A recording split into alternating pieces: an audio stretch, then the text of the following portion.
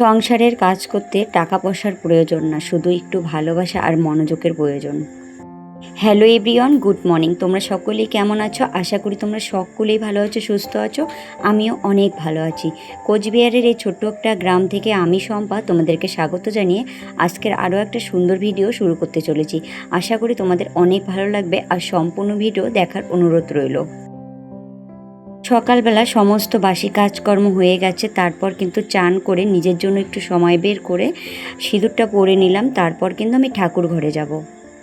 আজকে না অনেক দিন পর ইচ্ছে হলো একটু লিকুইড সিঁদুর দিতে, তার জন্য কিন্তু একটু লিকুইড সিঁদুর দিয়ে নিচ্ছি। আমি কিন্তু সবসময় নর্মাল সিঁদুরই ব্যবহার করার চেষ্টা করি সকালবেলাটা। তারপর যখন দুপুরবেলার দিকে বাজারে যাই তখনই কিন্তু একমাত্র লিকুইড সিঁদুরটা ব্যবহার করার চেষ্টা করি। তা আজকে কেন জানি না ইচ্ছে হলো, সকালবেলায় কিন্তু লিকুইড সিঁদুরটা দিয়ে দিলাম। সংসারের কোনো কাজ করতে কিন্তু টাকা পয়সার প্রয়োজন হয় না, শুধু একটু মনোযোগ আর ভালোবাসার প্রয়োজন। তুমি যদি কোনো কাজ ভালোবেসে করো, সেই কাজটা করতে কিন্তু একদমই পরিশ্রম লাগে না। আমার হাজার ব্যস্ততার মধ্যে আমার কিন্তু সংসারের কাজকর্মগুলো সুন্দরভাবে গুছিয়ে করতে খুব ভালোবাসি। ঠাকুর ঘরে চলে আসলাম আর ঠাকুরের জিনিসগুলো একটু রেডি করে নিচ্ছি। আমি কিন্তু এই থালাটার মধ্যে প্রত্যেকদিন এভাবেই ঠাকুরের জিনিসগুলো রেডি করে নিই।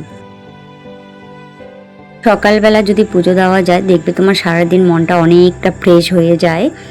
আমি কিন্তু প্রত্যেক দিন সকালবেলা চান করেই পুজো দেওয়ার চেষ্টা করি। আমি কিন্তু কখনো লেট করি না। আমার যদি অনেক কাজ থাকে তবু কিন্তু আমি সেই কাজগুলো পরে করব, আগে পুজো দিয়ে নিই, তারপর কিন্তু আমি বাদবাকি কাজগুলো করি। আর গাছে কিন্তু প্রচণ্ড ফুল হয়েছে। জবা ফুল বেশি একটা হয়নি, 4-5টা। এখন তো হলুদ ফুলের সিজন, হলুদ ফুলটা একটু বেশি করে পাচ্ছি।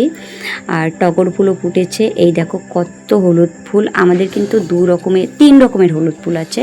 একটা একদম ছোট ছোট হলুদ, এইটা হলো মিডিয়াম, আর একটা কিন্তু আছে একদম বড় জাতের হলুদ। এই ফুলগুলো না বর্ষাকালে ভীষণ পরিমাণে হয়। সকালবেলা চান করে বাড়ির গাছের ফুল দিয়ে পুজো করতে কিন্তু ভীষণ ভালো লাগে। কারণ যদি অনেকগুলো ফুল তোলা যায় না, তাহলে দেখবে যে পুজো দেওয়ার জন্য যে আগ্রহটা আরও কেন জানি না দ্বিগুণ বেড়ে যায়। রাত্রিবেলা তোমাদের দাদাভাই আম আর কলা নিয়ে এসেছিলো ঠাকুরের জন্য। আর এখন কিন্তু আমি সবার চরণে চরণে তুলসীর পাতা দিয়ে দিব। আর ঠাকুরের জন্য কিন্তু ফলটাও কেটে নিচ্ছি।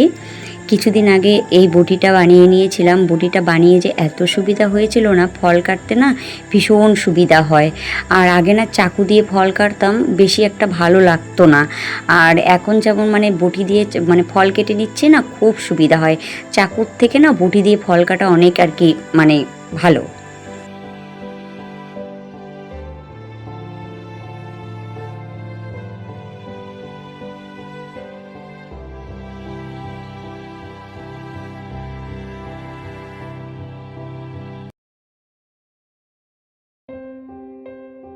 তোমার সংসারে কি আছে না সেটা কাউকে দোষ দিয়ে লাভ নেই। তোমার যা আছে তুমি ততটুক নিয়েই সুখে থাকার চেষ্টা করো, তাহলে দেখবে সংসারটা অনেক সুন্দর হবে। সংসারকে পরিপূর্ণভাবে গুছিয়ে রাখা, গুছিয়ে করা, এটাই তো একটা নারীদের কর্তব্য, তাই না বলো? আজকে যদি তুমি সংসারকে সুন্দরভাবে ভালোবেসে গুছিয়ে করার চেষ্টা করো, দেখবে তোমাদের মা লক্ষ্মী কখনো নারাজ হবে না। সেই সংসারে কিন্তু সুখ শান্তি দুটোই থাকবে।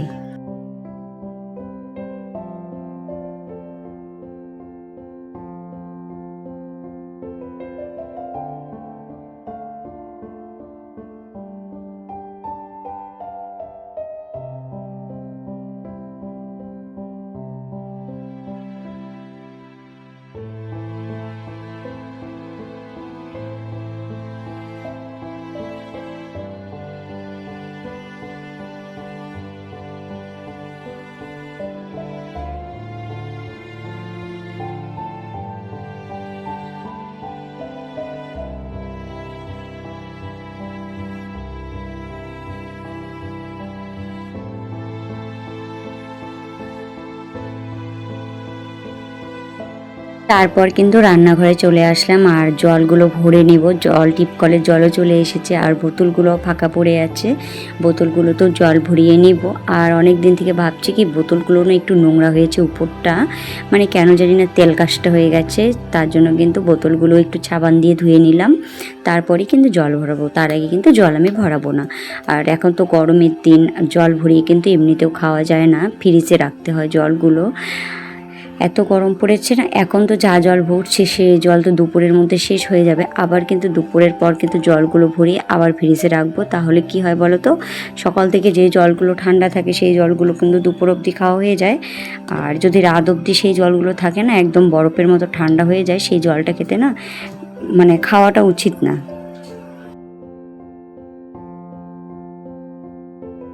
জল ভরাও তো কমপ্লিট হয়ে গেল, এখন কিন্তু ফ্রিজে রেখে দিব। আর বাদ বাকি যে কাজগুলো আছে রান্নাঘরে সেই কাজগুলোও কিন্তু করতে হবে। বালতি করে প্রত্যেকদিন সকালবেলা করে জল তুলে রাখি, তারপর হাঁড়িতেও একদম জল তুলে রাখি রান্নার জন্য। চালটাও কিন্তু সকালবেলায় ধুয়ে রাখি। চালটা একটু মানে রান্না করার আগে ধুয়ে রাখলে না চালের ভাতটা না অনেকটা আর কি লম্বা লম্বা টাইপের হয়, চিকন হয়। আর এই ভাতটার চালটা না যদি আমি একদম রান্না করার সময় ধুয়ে রান্না করি, ওই ভাতটা কেন জানি না একটু মোটা মোটা হয়। এখন কিন্তু চাও করে নিলাম, আর তোমাদের দাদাভাইকে চা দিয়ে দেবো, আর আমিও কিন্তু চা খেয়ে নেবো এখন।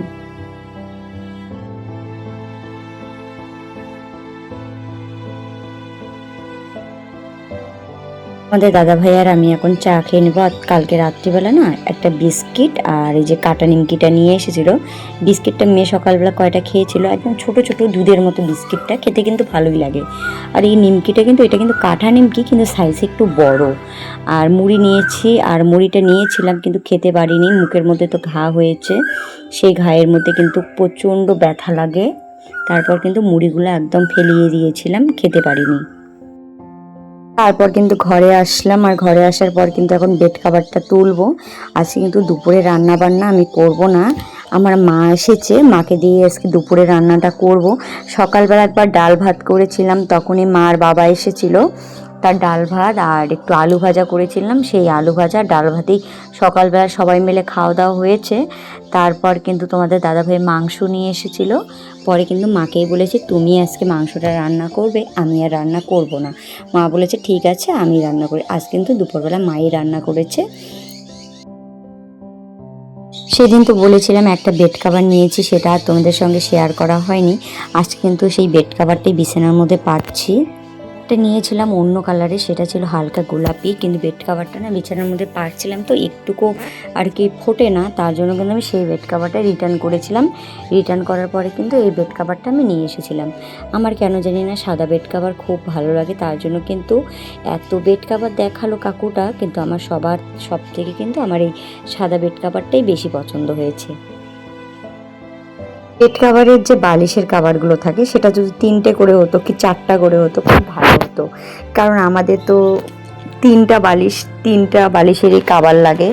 আর একরকম যদি 3টা বালিশের কাভার হতো কত ভালো লাগতো, তার জন্য কিন্তু একটা বালিশের কাভারই কিন্তু আলাদা লাগাতে লাগে। আর যখন আমরা রাত্রিবেলা ঘুমাতে যাই তখন কিন্তু আমার মেয়ে কী বলে বলো তো, মানে মেসিং করে নেয়, হয়তো আমার বালিশের সঙ্গে ওর বালিশটা মেসিং করে নেয়, মানে একই বেড কাভারের বালিশের সেটটা, আর একটা যেটা আলাদা হয় সেটা কিন্তু ওর বাবাকে দিয়ে দেয়। আবার কোনো দিন যদি ওর বাবার কাছে সেই বালিশটা চলে যায়, আবার কি করে ও আবার রিটার্ন করে নিয়ে নেয়। এরকম করে আমার মেয়ে একদম ঝামেলা করে প্রত্যেক দিন রাত্রিবেলা করে।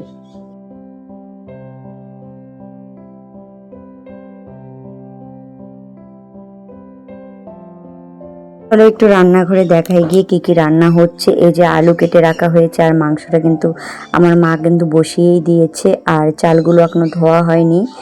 আর আমি একটু মানে নেড়ে ছেড়ে দিচ্ছি, মাংসগুলো যে লেগে গেছে নাকি, মা একটু কলে পাড়ে গিয়েছিল। মাংসটাও কষানো হয়ে গেছে, মা কিন্তু আমাকে 2 পিস খেতেও দিয়েছিল। তাহলে চলো আজকে রান্নাটা তোমাদেরকে দেখিয়ে দিই। এই যে মাংস হয়েছে, এটা কিন্তু পাঁঠার মাংস এনেছিল, আর আমের চাটনি। সকালবেলা ডাল রান্না করেছিলাম, ডালও করা হয়েছে, এক জায়গায় যাওয়ার কথা ছিল তো তার জন্য একটু তাড়াহুড়ার মধ্যেই ছিলাম, তার জন্য আর ভাজা ঠাজা করিনি। সকালবেলা আলু ভাজা করেছিলাম, তা মা বললো কি এখন আর আলু ভাজা করতে হবে না, যা আছে তাই আর কি, এগুলো দিয়ে হয়ে যাবে, আর কিছু করতে হবে না। তারপর কিন্তু জামা কাপড় কাচতে এসেছি, আর এতগুলো জামা কাপড় প্রত্যেক দিন কাচতে হয় না, মনে হয় যে হাতেই ব্যথা হয়ে যায়, কি আর বলবো। মানে প্রত্যেক দিন এত এত কাপড় চোপড় ধুই না, আমার মানে টারের মধ্যে জায়গাও ওঠে না। তাহলে চলো বন্ধুরা, ভিডিওটা এ পর্যন্তই থাকুক, ভিডিওটা আর বড় করবো না। তোমরা সবাই ভালো থেকো।